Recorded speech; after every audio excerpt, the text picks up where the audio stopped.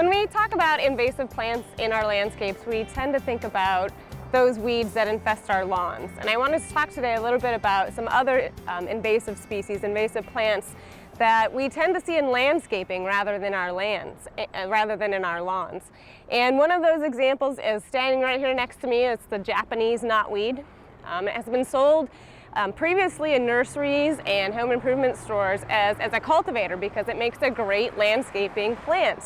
As you can see, it clearly takes over an area and fills in areas that you need in your landscaping. Unfortunately, it also becomes very invasive very quickly. They have very rapid growth. This, if you can believe it, is just all of the growth from this year, from this spring.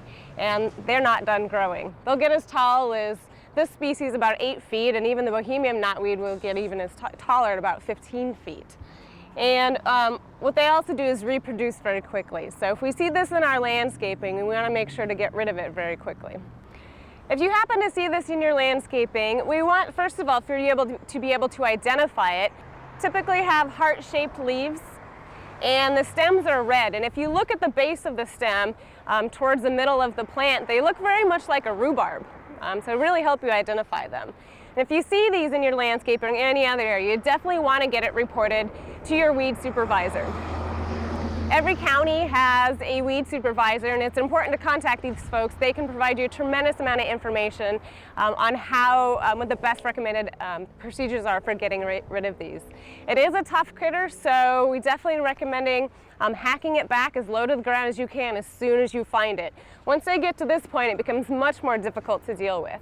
Also, it will involve some sort of chemical treatment, but really does depend on the time of year and where you're at. So really contacting your county weed supervisor is going to be important to make sure that you get rid of this species effectively. So Japanese knotweed is our state's most recent listed noxious weed species, but there are several other species we want people to be aware of. One of those is also a state noxious weed, is the purple loosestrife. Also, it's very commonly used in landscaping because unfortunately it's quite beautiful.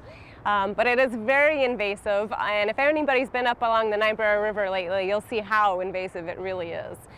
We do have some recommendations on our website about how to identify these species and how to get rid of them, so be sure to check out the Nebraska Invasive Species Project. These things are definitely something we want you to look out for, and don't forget to watch and take a look at our watch list species and report them when you see them to your county weed supervisor or to the Nebraska Invasive Species Project.